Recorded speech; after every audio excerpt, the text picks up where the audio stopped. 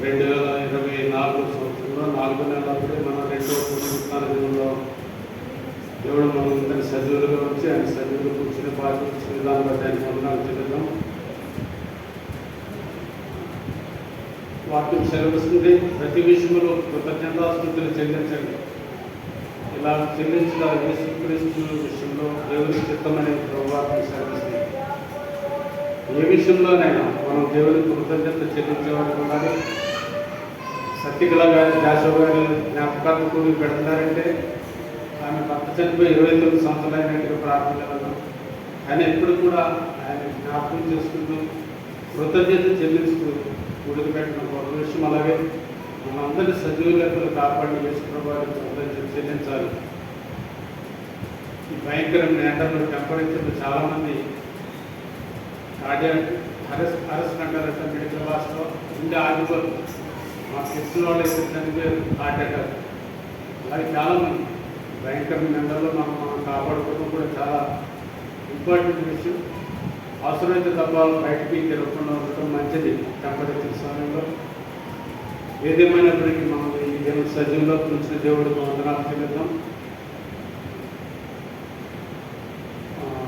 పోయిన నెల మార్చి 29వ తేదీన గుడ్ ఫ్రైడే మనం జరుపుకున్నాం. 30వ రన్ ఫర్ జీసస్ అని ఒక కార్యక్రమం పెట్టారు. ఆ రోజు చాలా ప్రదేశాల్లో యేసుక్రీస్తు కోసం పరిగెత్తు ఆయన జన్మ మరణ పునరుత్థానాల గురించి ప్రకటిస్తూ వారు దేవుడిని స్తుతించారు. అయితే సంవత్సరంలో ఏదో ఒక రోజు అలా రన్ ఫర్ జీసస్ అనే కార్యక్రమం పెట్టి ఆయన స్తుతించడం కాదు, కానీ అనుదినము దేవుడిని మనం స్తుతించాలి. ఆయన దగ్గర పరిగెత్తి అనుభవాలు ఉండాలి. రన్ అంటే పరిగెత్తాం, మనందరికీ తెలిసే కదా. దేవుడి కోసం వారు పరుగులు తీశారు.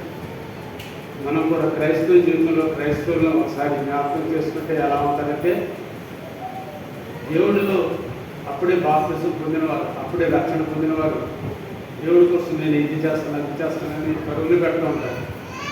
కానీ ఐగిక విచారాలు ధనమోసం ఇవన్నీ వాటిని ఆ విశ్వాసాన్ని కబళించి వేసినప్పుడు విశ్వాసం సన్నగిలిపోతూ దేవుడి కార్యాల్లో దూరమైపోతూ దేవుడు దూరమైపోతూ ఈ లోకానికి దగ్గరైపోతూ ఉంటారు. అలాంటి వారిని చూసి దేవుడు ఆనందించేవాడు కాదని, ఈ లోకము దాని నటన గద్దించుకోవాలని పరిస్థితులను సెలవిస్తుంది. లోకం మనం చూసేవన్నీ దృశ్యమైనవన్నీ అనిత్యము, అవన్నీ లైనైపోతే ఒకసారి. అయితే మనం చూడని వాటి కోసం మనం ప్రార్థన చేస్తున్నాము. అది క్రైస్తవ నిరీక్షణ. అబ్రహాము గారు దేవుడు దేనికి శిల్పి నిర్మాణకుడు ఉన్నాడో ఆ పునాదులు గల పట్టణం కోసం ఎదురు చూస్తూ ఉన్నారు. మనం కూడా పునాదులు గల పట్టణం తెలుసు కదా, పరలోక రాజ్యం. దానికి 12 గుమ్మాలు ఉంటాయి. అవన్నీ ముత్యాలతో అలంకరించబడి ఉంటాయి, ముత్యాలతో గుమ్మలు చేయబడి ఉంటాయి. దానిలో సూర్యుడు ఉండడు, చంద్రుడు ఉండడు. యేసుప్రభు వారే దానికి ఉండదు. పగలుండదు, రాత్రి ఉండదు, ఆకలి దెబ్బలు ఉండవు.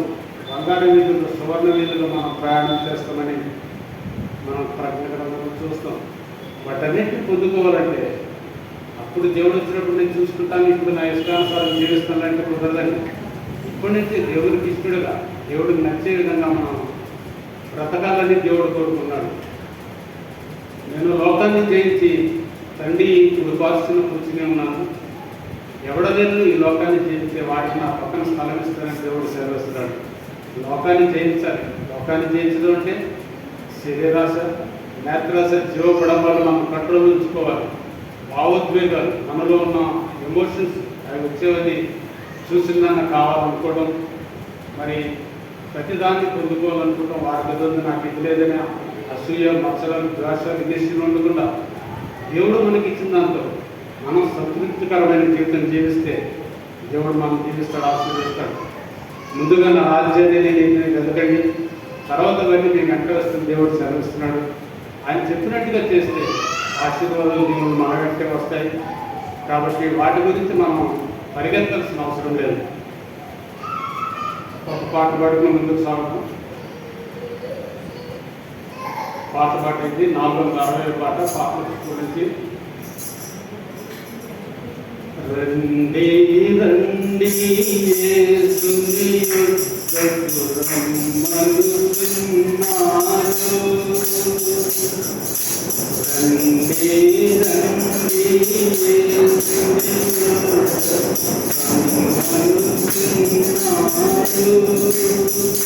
ప్రయాసపడి భారము మోయువారను, ప్రయాసపడి భారము మోయువారను, ప్రభుని చెంతకు పరుగిరివేగను, ప్రభుని చెంతకు పరుగిరివేగను.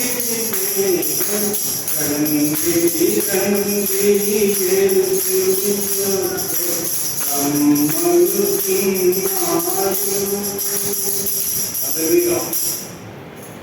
కానీ మన మధ్యలో చూసి చాలా మంది రాలేదు, ఎందుకో తెలియదు. వారి వారి పనులు వారి పూర్తి కానీ ఈ ప్రతిష్ఠిత ఈ దేవుని దినాన్ని మనం అశ్రద్ధ చేయకూడదు.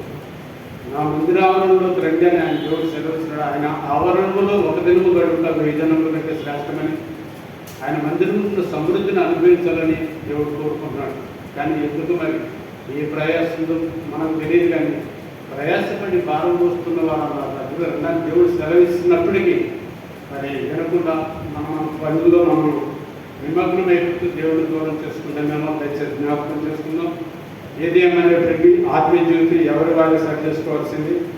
అది ఒకరి వాళ్ళు కాదు. అంటే ఏదైనా అవసరం ఇచ్చినప్పుడు ప్రార్థన చేయమంటే పాస్టర్ గారు చేస్తారు, విశ్వాసం చేస్తారు, అందరూ చేస్తారు. కానీ మన ఆత్మీయ జీవితాన్ని పెట్టుకోవడం మన చేతిలో ఉంది. కాబట్టి ప్రియమైన దేవుని బిడ్డలమైన మనం ఆయన ఆజ్ఞలకు కట్టడకు లోపడే ఆయన యొక్క పరిగెత్తే జీవితాల్లో ముందుకు సాగుదాం. ఇప్పుడు మనం చదివిన వాక్యాల నుంచే 2-3 రిఫరెన్స్లు ఆయన కోసం ఎవరెవరు ఎలా పరిగెత్తారనేది ఒకసారి జ్ఞాపకం చేసుకుందాం. ఆదికాండము 24వ అధ్యాయము 16-17 వచనాలు మళ్ళీ ఒకసారి చదివేయమని మనం చదువుకుందాం. ఆదికాండం 24:16-17. ఆ చిన్నది మీకు చక్కనిది, ఆమె కన్యక, ఏ పురుషుడు ఆమెను చూడలేదు. ఆమె ఆ బావిలోని దిగిపోయి కడవ నీళ్లతో నింపుకొని ఎక్కిరాగా ఆ సేవకుడు ఆమెను ఎదుర్కొన్నట్టు పరిగెత్తి, ఎవరైనా సేవకుడు ఎలియాజరు, అబ్రాహాము గారి ప్రధాన సేవకుడు. అబ్రాహాముకి పుట్టిన బిడ్డ ఇస్సాకు, వాగ్దానం ద్వారా పుట్టిన బిడ్డ. శారమ్మ గారు చనిపోతారు. చనిపోయిన తర్వాత మరి ఎవరి జీవితాలు వాళ్ళు తీస్తున్నప్పుడు కుమారుని భార్యను చూడాలని మరి అబ్రాహాము గారు ఆలోచన పుట్టించి ఆయన సేవకుడైన ఎలియాజర్ని నా బంధు జనాంగ దగ్గరికి వెళ్ళి వారిలో మంచి వనితను చూసి తీసుకురమ్మని చెప్పి ఆయన పంపిస్తారు. ఎలియాజర్ ఆయన మార్గంలో వస్తుంటారు. మధ్యలో ఆ నీళ్ళ భాగం దగ్గర ఒంటెలు కూడా మోకరికి ప్రవేశించి ప్రార్థన చేస్తారట. మనమే కాదండి, మనతో ఉన్న పశువులు కూడా ప్రార్థన చేయాలి, చేస్తాయి కూడా. యువనగరంలో మనం చూస్తే అలాగే మనుషులతో పాటు పశువులు కూడా ప్రార్థన చేసినట్టు ఉపవాసం ఉన్నట్టు మనం చూస్తాం. ఆయన అలా ప్రార్థన చేసి ఎవరైతే నేను మంచినీళ్ళు అడిగినప్పుడు ఆ మంచినీళ్ళు నాకు మంచినీళ్ళు ఇస్తారో ఆ చిన్నదే నా యజమాని కుమారుడు భార్య అవుతారు. ఆయన మనసులో నిశ్చయించి దేవుని ప్రార్థన చేసి అడుగుతారు. ఆ అమ్మాయిని అడుగుతాడు రిబ్కాని. ఆ రిబ్కా చక్కనిది, ఎంత గొప్ప అదృష్టం. ఆ రిబ్కాని దేవుని గ్రంథంలో చక్కనిదనే పేరు గుర్తించబడినది. ఆమె కన్యక. అలాగే చాలా చురుకైన మనిషిగా మనం చూస్తాం. ఆ సేవకుడు ఆమెను ఎదుర్కొని 17వ వచనం చదువుతున్నాను. ఆ సేవకుడు ఆమెను ఎదుర్కొనేటప్పుడు పరిగెత్తి, ఇండియా దగ్గర చాలా పెద్ద మనిషి, వృద్ధాప్యంలో ఉన్న అయినా కానీ ఆయన పరిగెత్తాడు. ఎందుకు? ఆయన యజమాని కుమారుడికి వారిని సెలెక్ట్ చేసే బాధ్యత ఆయన మీద పెట్టాడు. కాబట్టి ఆయన రెస్పాన్సిబుల్గా, అలాగే ఎంత వయసు పైబడిన బాధ్యత తీసుకుని ఆ కుమారుడి కోసం భార్యను సంపాదించడానికి ఆయన పరిగెత్తి నీ కడవలో నీళ్ళు కొంచెము దయచేసి నన్ను త్రాగనమని అడిగాను. అందుకని అయ్యా త్రాగమని చెప్పి త్వరగా తన కడవను చేతి మీద ఉంచుకొని అతనికి దాహం ఇచ్చింది. మరి ఆమె అతనికి దాహం ఇచ్చిన తరువాత నీ ఒంటరి త్రాగు మట్టుకు వాటికి నీళ్లు పోయిందని చెప్పి త్వరగా గాడితో తన కడవను కుమరించి తిరిగి చేతులకు బావికి పరిగెత్తుకొని పోయింది.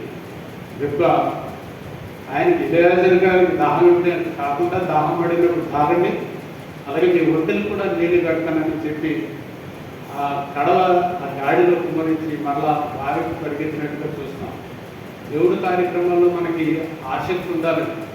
అప్పుడు ఆశ కలిగిన ప్రాణాన్ని దేవుడు తృప్తిపరచడానికి దేవుడు సెలవిస్తున్నాడు. ఆసక్తి లేకుండా నిరాసక్తిగా మరి ఏమాత్రం సంతోషం లేని జీవితాల్లో దేవుడికి మనం ఇవ్వకూడదు, కానీ సంతోషకరమైన జీవితం ఇవ్వాలి. ఈ ముక్క 10 వంటలు ఒక్కొక్కరికే మరి 100 లీటర్లు నీరు తాగుతుందని లెక్కలు పెట్టారు. 10 వంటలు అంటే 1000 లీటర్లు నీరు. అది దిగుడు బావి, మెట్లు ఉంటాయి, పూర్వం బావులు అలా ఉంటాయి, కూతురు. ఆ మెట్ల కూడా దిగి నీళ్ళు ముంచుకొని మళ్ళీ మెట్లకి రావాలి. అలా 10 వంటలకి సరిపడా నీళ్ళు పెట్టిందంటే ఆ దిక్కు ఎంత కష్టపడుతుందో, కష్టపడే స్త్రీగా మనం చూస్తాం. అలాగే దేవునికి ఎంత నమ్మకం ఉందో, ఈయన హృదయాలు తెలియని వారైనప్పటికీ ఆయనకి ఎంత సహాయం చేస్తుందో మనం చూడగలం. అలాగే మనం కూడా దేవుని విషయాల్లో ఏమాత్రం కష్టపడినా నా పేరిట కిందటి చెల్లించిన వారికి ఆ ప్రతిఫలం నేను పాల్గొనని దేవుడు సెలవిస్తున్నాడు. దేవుడికి మనం ఏదైనా చేసేవారికి ఉండాలి, కానీ దేవుడి నుంచి మనం ఆశించాలి, తప్పదు. Expect great things from God అని చెప్తారు. దేవుడి నుంచి మనం మంచి విషయాలు, మంచి ఆశీర్వాదాలు ఆశించాలి. అలాగే దేవుడు కూడా మన పట్ల ఒక ఆశ ఉన్నది. అది నా స్వరక్తి నుంచి, నా అమూల్యమైన రక్తాన్ని నుంచి నా బిడ్డలుగా నేను చేసుకున్నాను కదా, మీరు నా కొరకు ఉపయోగపడాలని ఆయన కూడా ఆశ ఉంది. కాబట్టి దేవుడు మనల్ని ఎందుకు రక్షించాడు, ఎందుకు ఆయన బిడ్డలుగా చేసుకున్నాడో మనం ఆలోచన చేసుకొని ఆయన కూడా సహాయపడే బిడ్డలుగా మనం ఉండాలని మనం నిర్ణయం చేసుకుంటాం. అలాగే 24 అధ్యాయంలో 27వ వచనం చదువుతున్నాం చూడండి. ఆదికాండము 24:8. అంతటా చిన్నది పరిగెత్తుకుని ఆ మాటలు తన తల్లి ఇంటి వారికి తెలిపాను. రిబ్కాకు లాబాను ఒక సహోదరుడుండెను. అప్పుడు లాబాను ఆ బావి దగ్గర పరిగెత్తుకుని వచ్చి బావి దగ్గర వెనుకున్న ఆ మనిషి దగ్గరకు పరిగెత్తుకుని పోయాడు. అతడు ఆ ముక్కు కమ్మిని తన సహోదరుని చేతుల కన్నా కళ్యమును చూసి, లాబాను కూడా రిబ్కా సహోదరుడు లాబాను ఈ విషయాలు రిబ్కా తన సహోదరుడికి తన తల్లిదండ్రులు చెప్పినప్పుడు లాబాను కూడా పరిగెత్తుకుని వచ్చినట్టుగా మనం చూస్తున్నాం. మరి మొదట్లో నన్ను చెప్పుకున్నాం కదండి, పరిగెత్తడం ఒకరోజు పరిగెత్తడం 2 రోజులు పరిగెత్తడం కాదు. కానీ యోగు గ్రంథంలో మనం చూస్తే యోగు గ్రంథము 7వ అధ్యాయం 1వ వచనం దయచేసి చూడండి. యోగు 7:1.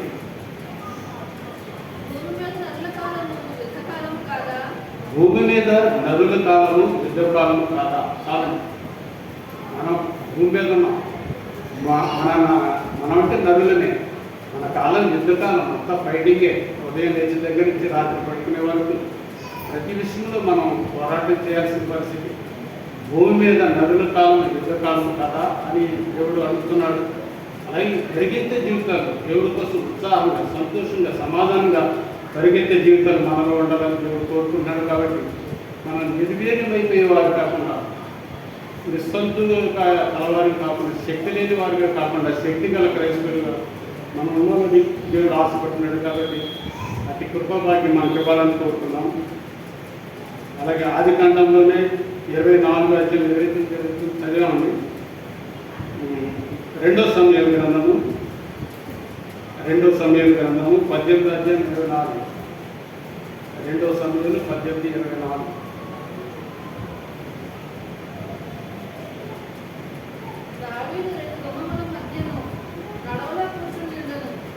కూర్చుండెను.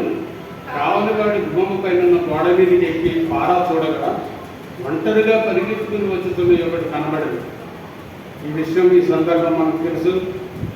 దావీదు సొంత కుమారుడైన అబ్షాలోము దావీదు మీద తిరుగుబాటు చేసి రాజ్యాన్ని పొందుకోవాలనే ఆశతో మరి తండ్రి మీద తిరగబడతాడు. మనం చూసాం, పోయిన వారంలో చూస్తుంటాం. నీవు దీర్ఘాయుష్యమంతుడు అన్నట్లు నీ తల్లిని తండ్రిని సన్మానిస్తున్నాడు. తండ్రిని సన్మానించలేదు కదా, తండ్రి మీద తిరగబడ్డాడు అబ్షాలోము అని. ఆయన చాలా అందగాడు. అందం ఉండొచ్చు, ఐశ్వర్యం ఉండొచ్చు, ధనం ఉండొచ్చు, ఓట్లు ఉండొచ్చు, అన్నీ ఉండొచ్చు. కానీ విధేయత లేకపోతే దేవుడు దాన్ని అనుమతించడు. తండ్రి మీద తిరుగుబాటు చేస్తే తండ్రి దావీదు గారు చాలా బలవంతుడు, ఎన్నో యుద్ధాలు చేసినవాడు. ఆయన చుట్టూ హేమహేమీలు ఉన్నారు, యోవాబు, ఆశాహేలు, రకరకాల మనుషులు ఉన్నారు. ప్రభువుని సెలవిస్తే చాలు ఆయన మా దెబ్బతో చంపేస్తానని చెప్తాడు. అయితే దేవుడికి అప్పు చెప్తాను, కానీ నేను అలా చంపను, దయచేసి మీరు అలా చేయొచ్చు. అక్షరము దూరంగా మనమే పారిపోదామని మరలా రాజ్యం విడిచిపెట్టి చెప్పులు లేకుండా కాలి నడకన కొండలకు పారిపోతే దావీదు గారు అక్కడ సిక్లగు అనే ప్రాంతంలో వారు నివాసం చేస్తుంటారు. అప్పుడు జరిగిన సంఘటన ఇది. దావీదు 2 గుమ్మల మధ్య నడవలో కూర్చుని ఉంటాను. కావలవాడి గుమ్మం పైన ఉన్న గోడ మీదకి ఎక్కి పారా చూడగా ఒంటరిగా పరిగెత్తుకుని వచ్చుతున్న ఒకటి కనబడింది. యుద్ధం జరుగుతుంటుంది.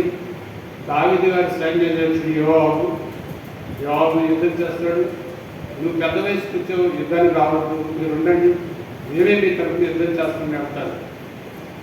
అయితే అబ్షలోము కంచరగాడి మీద ఎక్కి, అబ్షలోము అంటే దేవుని దావీదు కుమారుడు చెప్పాను కదా, తండ్రి మీద తిరగబడిన వాడు, యుద్ధానికి ఎక్కుతుండగా ఆ కంచరగాడికి ఒక మస్తకి చెట్టు కింద వెళుతూ ఉండగా ఆ జుట్టు చాలా పొడవుగా ఉంటుంది, స్త్రీల జుట్టు వంటిది. ఆ జుట్టు ఆ కొమ్మలకు చిక్కుకొని అడుగుగా ఆ గాడి వెళ్ళిపోద్ది. కానీ అబ్షలోము గారి చెట్టుకి వేలాడబడుతున్నాడు. ఒక పనివాడు చూస్తాడు.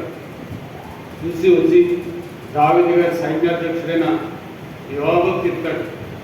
చెప్తే మన ప్రత్యర్థి అతనే కదా, నీకు దొరికినప్పుడు అతను ఎందుకో చేశాం అంటే దావీదు గారు చెప్తే యుద్ధానికి వెళ్ళేముంది బాలుడైన అబ్షలోముని జ్ఞాపకం చేసుకోమని.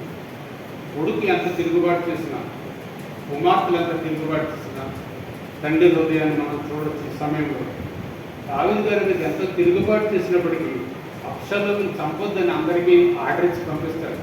అబ్షలోము చంపకపోతే యుద్ధమే లేదు. తండ్రి కుమారుల మధ్య యుద్ధమని రాజ్యం కోసం యుద్ధం. యోవాబు దావీదు గారి నాన్నప్పుడే సెరూయా అని ఆమె కుమారుడైన యోవాబుతో చెప్తాడు, నన్ను బట్టి అబ్షలోము జ్ఞాపకం చేసుకోమని. అయినా మరి యుద్ధం పోవాలంటే, యుద్ధం సమస్య పోవాలంటే ప్రత్యర్థిని చంపాలి. ఆ వేలాడుతున్న వాడిని పనివాడు చంపడు, భయపడతాడు. దావీదు గారు ఎవరు చెప్పాడు. అయితే యోవాబుని అతన్ని కొట్టి చంపేస్తాడు. ఆ సమాచారం తీసుకుని వచ్చే మనిషి మనం ఇక్కడ చూస్తున్నాం. ఒంటరిగా పరిగెత్తుకుని వచ్చి చెప్పాడు, మీ ప్రత్యర్థులందరూ నాశనం అయిపోయారు, యుద్ధం మనదే, చేయం మనదని చెప్పినప్పుడు బాలుడైన అబ్షలోము క్షేమంగా ఉన్నాడని దావీదు గారు అంటాడు. ఆడు సరిగ్గా చెప్పడు, ఆడిని పక్కన ఉంచుతాడు. మళ్ళీ ఒక మనిషి ఇంకో మనిషి పరిగెత్తుకు వస్తాడు. ఆడిని కూడా అడుగుతాడు, నీ ప్రత్యర్థులందరూ దేవుడు నాశనం చేశాడు, జయం మనదే అంటారు. అప్పుడు దావీదు బాగా ఏడుస్తాడు ఆ కుమారుడు గురించి. అదంతా చరిత్ర. ఇంటికి మనం ఇక్కడ చూడవలసిన పరిగెత్తులు రావటం, ఆ శుభ సమాచారం తెలియజేయడానికి దావీదు గారి దగ్గరికి పరిగెత్తుకుని వచ్చినట్టుగా మనం చూస్తున్నాం.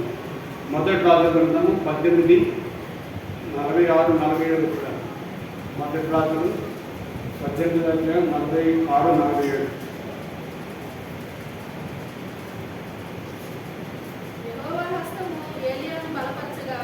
యెహోవా హస్తము ఏలియాను బలపరచగా అతను నడుము బిగించుకొని అహాబు కంటే ముందుగా పరిగెత్తుకొని పోయి చాలు. యెహోవా హస్తము ఏలియాను బలపరచగా. ఆ రోజుల్లో ఏలియా అంటే చాలా గొప్ప ప్రవక్త అండి. ఆ దినాల్లో ఏలియా ప్రార్థన చేసినప్పుడు 3.5 సంవత్సరాలు మరి వర్షం పడకూడదంటే వర్షం ఆగిపోయింది. చాలామంది సృష్టిని మరి దేవుణ్ణి కూడా మరి అడిగి జవాబు పొందుతున్న వ్యక్తులు వీళ్ళు. అయితే యెహోవా హస్తము ఏలియాను బలపరచగా అతడు నడుము బిగించుకుని ఆరు కంటే ముందుగా పరిగెత్తుకుని పోయి ఇశ్రాయేలు గుమ్మమున్నకు వచ్చాను. అహాబు రథం మీద వెళ్తున్నాడు. అయితే ఈ ఏలియాకి రథం లేదు, ఏమి లేదు. కానీ దేవుని ఆత్మ బలపరిచినందున రథం కంటే ముందుగా పరిగెత్తి, అంటే రథం ఎంత స్పీడ్లో, గుర్రాలు ఎంత స్పీడ్లో పరిగెత్తే చూడండి. అయితే దేవుని ఆత్మ మనలో ఉంటే మనం ఏ కార్యమైనా చేయగలం. అహాబు కంటే, రాజు కంటే, ఆ రథము కంటే ముందుగా ఇశ్రాయేలు గుర్రానికి వెళ్ళినట్టుగా మనం పరిగెత్తుకుని పోయి ఇశ్రాయేలు గుమ్మము వద్దకు వచ్చాను. దేవుడు మన పట్ల ఆయన అనేకమైన ప్రణాళికలు, అనేకమైన ప్లాన్స్ కలిగి ఉన్నాడు. కానీ మనమే ఆయన చిత్తానికి లోపడకుండా మన చిత్తానుసారంగా ప్రవర్తిస్తూ, ఆయన దుఃఖం పెడుతూ, ఆయాస పెడుతూ, ఆయన మన పట్ల ఇచ్చిన తలంపులు, మన పట్ల ఉన్న మరి ఆయన ప్రణాళికని మనం నెరవేర్చకుండా, ఆయన కోరికలు నెరవేర్చకుండా, మన కోరికలు నెరవేర్చుకోవడానికి లోకానుసారంగా జీవించడానికి మనం ప్రయత్నం చేస్తున్నామేమో. అలా జీవితంగా మరి ఏరియా వల్ల మనం కూడా మంచి మనసు కలిగి ఆయన చెప్పినట్టు చేయగలిగితే ఏలేరు చేసిన దేవుడు దేవుడు కూడా సజీవుడు అన్నాడు కాబట్టి మనకు కూడా అద్భుతాలు చేయగలరు. మన దేవుళ్ళు పరిగెత్తడానికి మనం కూడా సిద్ధపడి ఉండగలం. అలాగే 2 రాజుల గ్రంథంలో చూస్తాం మనం ఒక మాట. 2 రాజులు 5వ అధ్యాయం 27 వచ్చినారు. 2 రాజులు 5:27.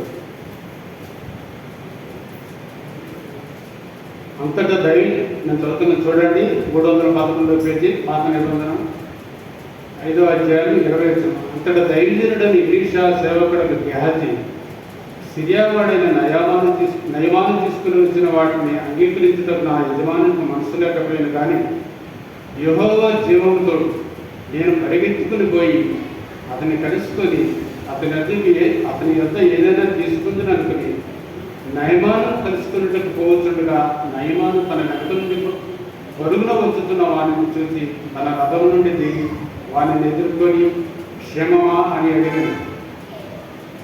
ఏలియా తర్వాత ఎలీషా గారు ఆయన శిష్యుడు. ఆయన చాలా ఆస్తిపరుడు. ఎలీషా గారు 12 అరకలు దున్నగలిగిన భూమి అనుకున్నది. 12 ఆయన దున్నుతూ ఉండేవాడు. ఏలియా గారు ఆయన మీద దుప్పటి వేసినప్పుడు మరి ఆయన శిష్యుడిగా మారి ఎలీషా గారు ఎన్నో అద్భుతాలు చేశారు. ఏలియా 7 అద్భుతాలు చేస్తే ఎలీషా గారు 12 అద్భుతాలు చేసినట్టుగా మనం బైబిల్ గ్రంథం చూడగలం.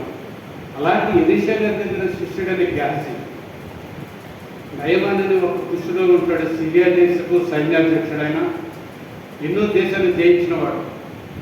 అయితే దేశాలు జయిస్తాడు కానీ ఆయనకి కుష్ఠరోగం ఉన్నది. దాన్ని ఎవరు చూడదు. లోపల ఉన్న విషయాలు మనకి ఎలా తెలుస్తుంది? నేను మంచి బట్టలు వేసుకొచ్చాను, చాలా బాగున్నానేమో అనుకుంటాను మీరు. కానీ నాలో ఉన్న బాధ కానీ గాలి బలహీనత మీకు తెలియదు కదా. అలాగే ఈ నయమాను కూడా సైన్యాధ్యక్షుడిగా ఉన్నాడు, మంచి మంచి యుద్ధాలు చేస్తున్నాడు, ఆ సిరియా దేశానికి జయం కలిగిస్తున్నాడు. కానీ ఆయనలో ఒక బలహీనత ఉంది, అదే కుష్ఠరోగం.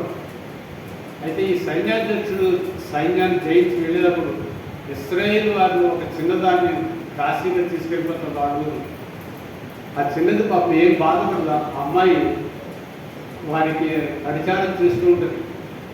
వాళ్ళని శపించడం కానీ నా తల్లిదండ్రులు దూరం చేసిన అక్కడ తీసుకొచ్చాడినా అది ఇది కానీ వాళ్ళ మీద కోప్పడకుండా మరి ఆ కుష్ఠరోగం చూసి ఆ యజమానులతో చెప్పి నయమాన్ గారి భార్యతో చెప్తారు, అమ్మ మా ఊర్లో ఒక ప్రవక్త గారు ఉన్నారు, ఆయన దగ్గరికి వెళ్తే మన యజమానులు బాగుపడతారని చెప్పినప్పుడు ఆ చిన్నదాని మాటలు వింటారు వాళ్ళు.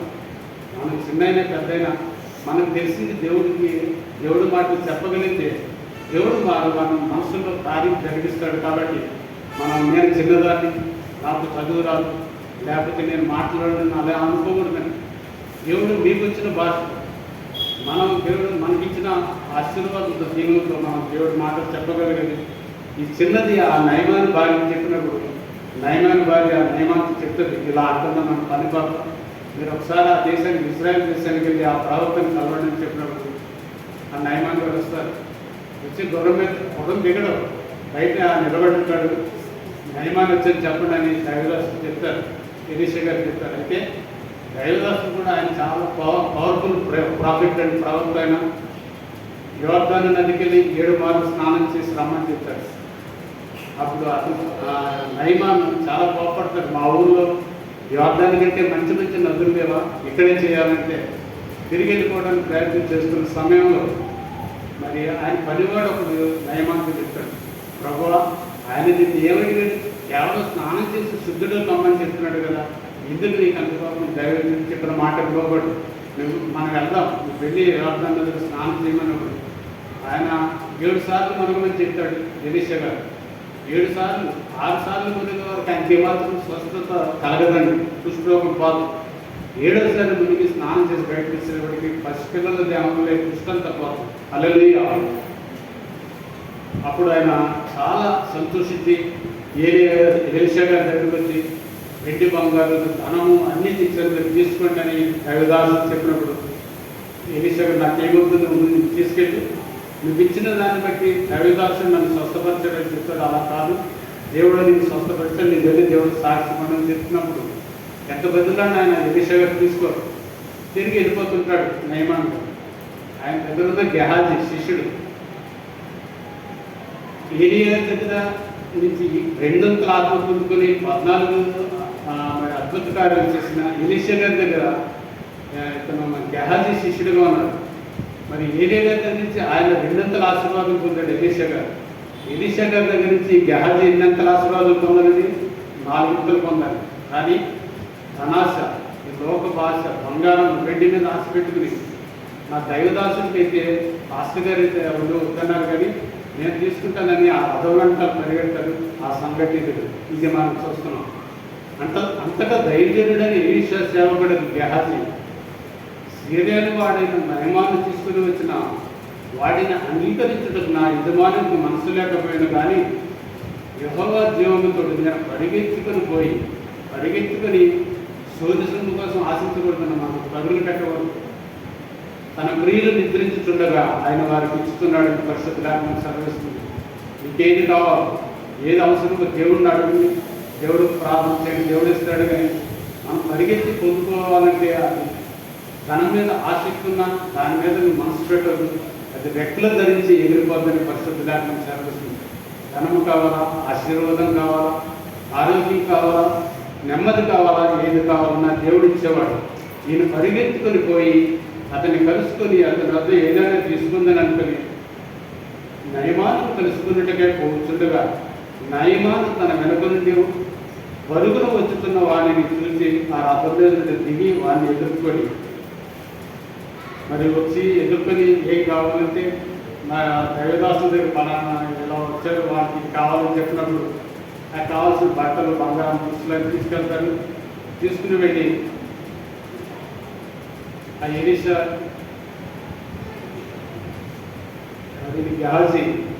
గెహాజీ వచ్చి గుమ్మం ఎక్కగానే దైవదాసులు అడుగుతారు, ఎక్కడికి గెహాజీ అని. నేను ఎక్కడికి వెళ్ళి ఇక్కడ ఉన్నానంటే, నువ్వు నయమాను రథం వెనకాల ప్రకటిస్తున్నప్పుడు నా మనసు నీతో కూడా లేదా, ధనం సంపాదించుకునే సమయమా, ఆ నయమానికి కలిగిన దుష్రోగం మీకు వచ్చినా అని చేసినప్పుడు అతనికి వారి వారందరికీ దుష్రోగం వస్తుంది. మనం దేవుళ్ళు కరెక్ట్గా యథార్థంగా నమ్మకంగా ఉంటే దేవుడు మనం ఆశీర్వదిస్తాడు, దీవిస్తాడు. కానీ దేవుడి పట్ల యెహోవా కార్యములు అశ్రద్ధగా చేసేవాడు శాపగ్రస్తుని పరిశుద్ధుల లేఖనం సెలవిస్తుంది. అశ్రద్ధగా మనం ఉండకూడదండి. అశ్రద్ధగా ఉంటే మెడిసిన్ మనం సరైన సమయంలో తీసుకోవాలి, అది ఎలా రిజల్ట్ అవుతుందో.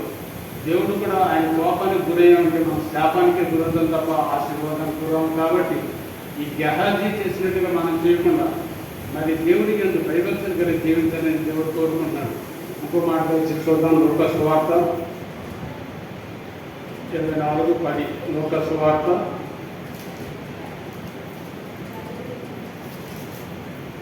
24:10 మనం చదివిందే.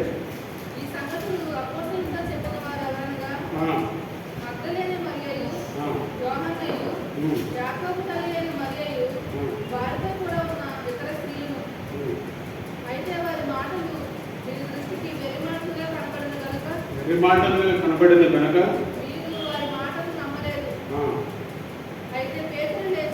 పేతురు లేచి సమాధి వద్దకు పరిగెత్తుకుని పోయి వంగి చూడగా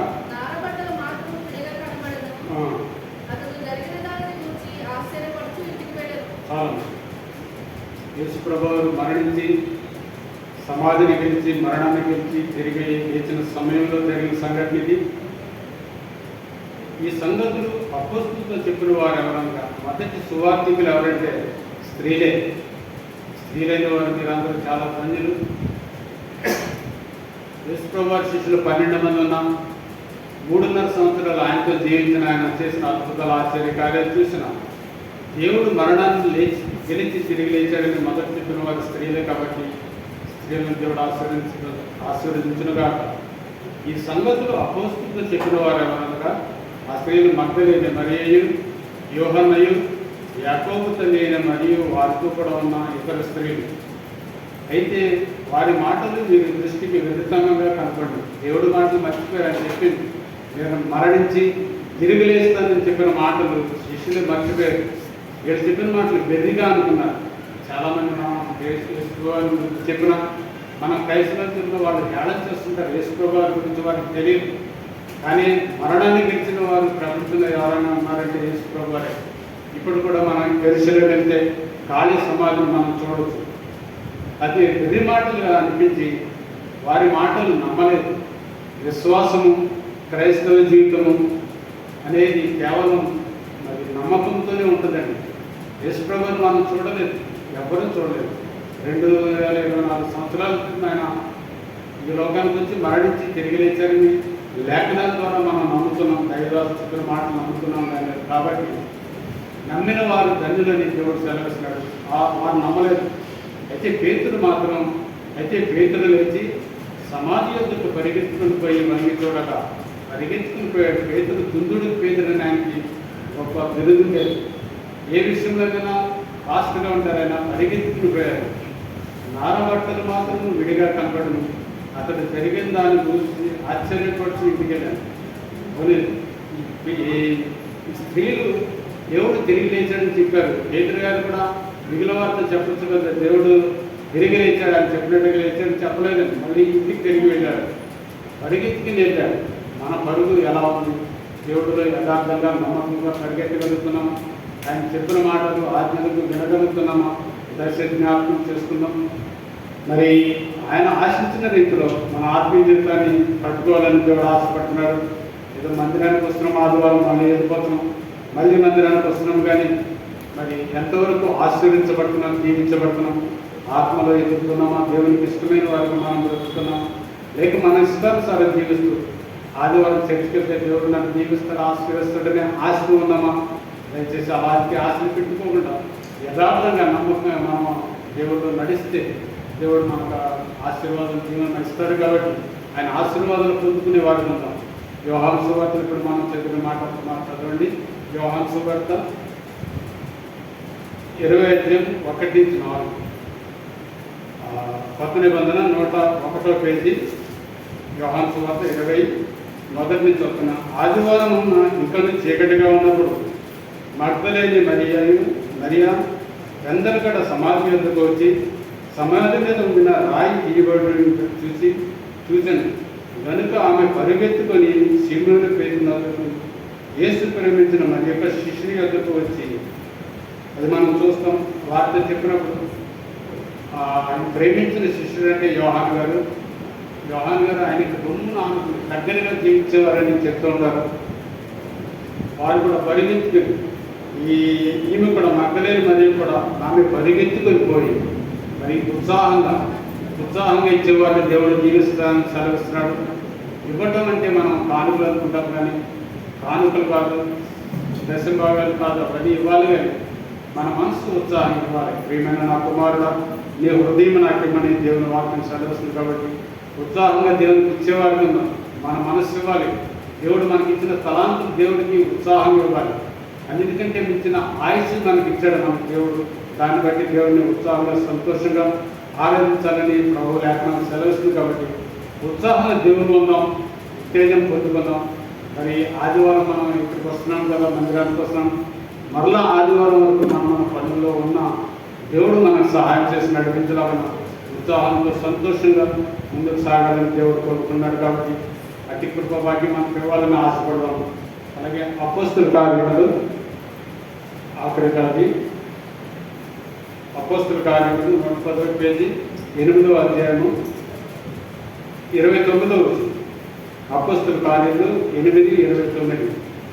అప్పుడు ఆత్మ ఫిలిప్పుతో నీవు ఆ రథము దగ్గరకు పోయి, అపోస్తుల కార్యములు 8వ అధ్యాయము 29వ వచనం దయచేసి చూడండి.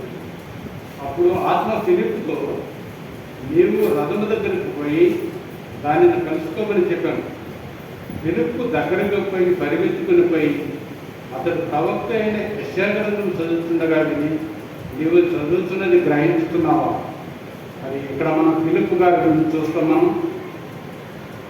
ఆయన నపుంసకుడైన కందాకి క్రింద ఉన్న ధనాగారం మీద అధ్యక్షుడైన ఆయన్ని ఇదివరకు మనం పాత రోజుల్లో వెళ్ళాలంటే యెరూషలేముకి వెళ్ళాలి, దేవాలయానికి వెళ్ళాలంటే దేవుడు కృపను బట్టి ఆయన మహాకనికలను బట్టి మనకి ఎన్ని మందిరాలంటే వీధికి మందిరం. అప్పట్లో మందిరం ఉండేది కాదు. మందిరానికి వెళ్ళాలంటే యెరూషలేము దేవాలయానికి వెళ్ళాల్సి వచ్చేది. ఆయన యెరూషలేము దేవాలయానికి వెళ్ళి అక్కడ అక్కడ యెషయా గ్రంథం చదువుకొని తిరిగి వస్తుంటాడు ఆయన నపుంసకుడు. ఆయన చదువుతున్నాడు కానీ ఏం అర్థం అవుతుంది. అలాగే దేవుడు వాక్యాలు వింటున్నాము, చదువుతున్నాం కానీ మనకు అర్థమవుతున్నాయో లేదో మనం తెలుసుకోవాలి. అలాంటప్పుడు తల్లిదాసులు అడగాలి, తెలిసిన వాళ్ళని అడగాలి. మరి తెలియని దాన్ని అలా మభ్యపెట్టకూడదు. ఫిలిప్పుతో దేవుడు చెప్తాడు, ఆత్మతో ఫిలిప్పుతో దేవుడు ఆత్మ చెప్తాడు. అరణ్య మార్గం కూడా ఒక రథం పెడుతుంటుంది, రథం దగ్గరికి పరిగెత్తమని. ఇందాక మనం అనుకున్నాం కదండి, ఏరియా దగ్గరికి మరి ఆహాబు దగ్గరికి ఏరియా గారు అలా పరిగెత్తుకుని వెళ్ళారు. ఇప్పుడు ఈయన దగ్గర కూడా నపుంసకుడి దగ్గరికి కూడా ఆయన ఫిలిప్పు పరిగెత్తుకుని వస్తాడు. దేవుడు ఎంత శక్తి, ఎంత బలం, ఎంత ఆధిక్యత వారికి ఇచ్చారో చూడండి. గుర్రాలు పరిగెత్తి దానికంటే వేగంగా వారి ఆత్మతో ఆయన పరిగెత్తించాడు. అప్పుడు 29వ వచనం చదువుతున్నాము. అప్పుడు ఆత్మ ఫిలిప్పుతో నీవు రథము దగ్గరకు పోయి దాన్ని కలుసుకున్నామని చెప్పాను. రథాన్ని కలుసుకోవడం మనం కలుసుకుని తెలవండి. గుర్రాలు ట్రైన్ కంటే స్పీడ్గా పరిగెట్టడానికి లెక్కలు పెట్టారు. అంత స్పీడ్ కంటే అధికమైన స్పీడ్ దేవుడు వారికి ఇచ్చి చాలా వేగంగా పరిగెత్తి ఆయన కలుసుకోవడానికి పరిగెత్తుకొని పోయి అతని ప్రవక్తని యెషయా గ్రంథం చదువుతుండగా పరిగెత్తి వెళ్ళి ఆ ప్రవక్తని యెషయా గ్రంథం చూసినప్పుడు నువ్వు చదువుతున్నది గ్రహిస్తున్నావా అని అడుగుతాడు. ఎవరైనా నాకు బోధింపకుంటే నాకు ఎలా తెలుస్తుందని చెప్పినప్పుడు ఫిలిప్పు గారు ఆయనకి ఆ యెషయా గ్రంథం గురించి అందులో ఉన్న ప్రవక్త గురించి చెప్పినప్పుడు మరి నీళ్ళలో చదువుకొచ్చి ఇరుగు నీళ్ళు బాప్తిసం నాకు ఇవ్వడానికి మీకు ఏమైనా అభ్యంతరం అంటాడు. మనం ఆత్మలో సున్నతి పొంది ఉండాలి, పాప క్షమాపణ పొంది ఉండాలి. ఎప్పటికప్పుడు మన జీవితాన్ని దేవుడితో సరి చేసుకుంటూ ఉండాలి. అప్పుడు దేవుడు మనం జీవిస్తాడు, ఆశీర్వదిస్తాడు. ఎప్పుడు నేను రక్షణ పొందాను కాబట్టి ఇప్పుడు నేను పరలోక రాజ్యానికి వెళ్ళిపోతున్నానే తీర్మానం కాదండి. ఒకవేళ దేవుడు రాకని ఎప్పుడు అనేది మనకు తెలియదు. అది నేడు రేపు రానని చెప్పే మనం పాట పాడాము. ఎప్పుడు వస్తుందని మనకు తెలియదు కాబట్టి మనం ఎప్పటికైనా సిద్ధపడి ఉండాలని దేవుడు ఆశిస్తున్నాడు. కాబట్టి అలాంటి ఆశ్రయ జీవితాన్ని మనం కలిగి ఉందాం. మరి మనం పరిశీలన చేసుకోవాలి. దేవుడు చెప్పిన మాటల్లో ఎన్ని నా జీవితాల్లో నేను నెరవేరుస్తున్నాను. ఉదయం లేచిన దగ్గర నుంచి మరి రాత్రి పడుకునే వరకు సంతోషపెట్టే జీవితాలు దేవుడు సంతోషపెడుతున్నామా లేదా దుఃఖపెడుతున్నామా అని మనం చూసుకోవాలి. లేదు అలా మామూలుగా వెళ్ళిపోయినంతలో ఏమాత్రం ఉపయోగం ఉండదు. కానీ పరిశుద్ధాత్మను దుఃఖపెట్టేవారిగా మనం ఉండకుండా దేవుడు సంతోషపెట్టేవారిగా ఉండాలని దేవుడు కోరుకున్నాడు. పాస్టర్ గారు అనేక సార్లు చెప్పారు, మన చిన్న సంఘమే కావచ్చు. అయితే చిన్న సంఘంలో దేవుడు ఎన్నో ఆశీర్వాదాలు దేవునితో నింపి నడిపిస్తున్నాడు. కాబట్టి ఆ ఆశీర్వాదాలు మనందరం పొందుకోవాలి. అనేకులకు ఆశీర్వాదకరంగా ఉండాలి. మనలో మన కుటుంబానికి ఆశీర్వాదకరంగా ఉండాలి, సంఘానికి ఆశీర్వాదకరంగా ఉండాలి, సంఘంలో సమాజంలో ఆశీర్వాదకరంగా ఉండాలని దేవుడు కోరుకున్నాడు. కాబట్టి ఈ మాటల ద్వారా మనం ఆత్మీయంగా బలపడుతూ మరి అనేకలు బలపరుచు మన ఆత్మీయ జీవితాన్ని బలపరుచుతూ ముందుకు సాగుతాం. మరి ఈ మాటల ద్వారా మన ఆత్మీయ జీవితాన్ని మెరుగుపరుచుకుందాం. ఆఖరిగా ఒక మామూలు పాట పాడి ముగిస్తాను. తంబూర సితార నాదం కొత్త పాటల పుస్తకంలో ఆ పాట లేదు, పాత పాటల పుస్తకంలో ఉంది. ఆ పాట చెప్తుంది. తంబూర సితార నాదముతో ప్రీతుని వేదరారండి చిత్తరు ముగ్గురు కూడిన చోట తంబుర సితార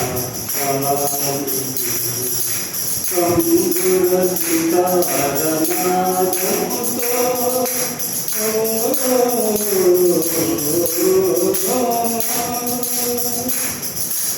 పాపులకై ఇది వచ్చినగా కోతులకే వైద్యుడని పాపులకై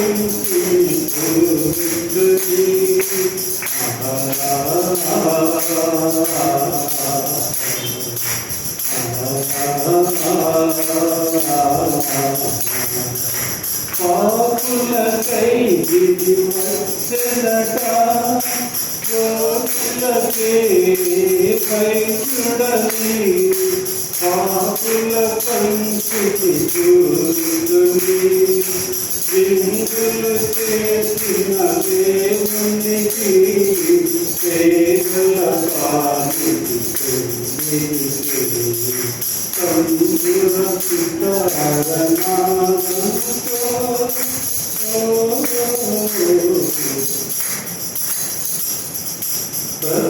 హృదయం ప్రభు మందిరమై వెలుగులతో విలసిల్లే. నీలో గణలను కవిగలుగా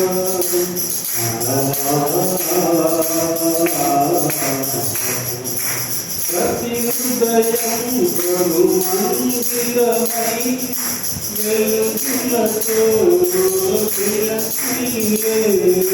నీలో గణలను కవిగలుగా నరకాగ్నిలో పడవేసే క్రీస్తుని చేరగలుగుగా సంపురసితారణాసముతో క్రీస్తుని చేరగరారండి. ఇద్దరు ముగ్గురు కూడిన చోట ఉంటానని నా స్వామికి.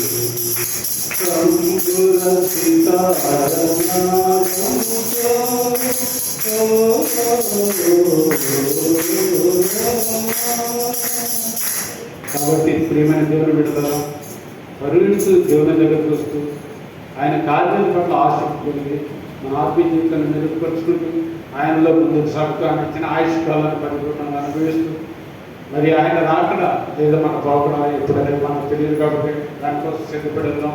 యేసు పరిశుద్ధ మనకు జీవించగాక. ఆమేన్.